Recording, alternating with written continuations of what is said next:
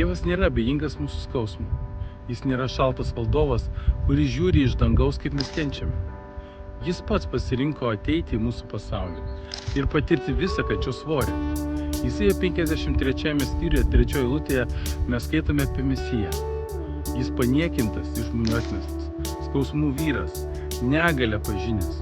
Mes slėpėme nuo jo savo veidus. Jis buvo paniekintas ir mes jį niekų laikėme. Jėzus Kristus, Dievo Sūnus, patyrė atstūmimą, skausmą, fizinę bei dvasinę agoniją. Jis verkė prie savo draugo Lozoriaus kapo.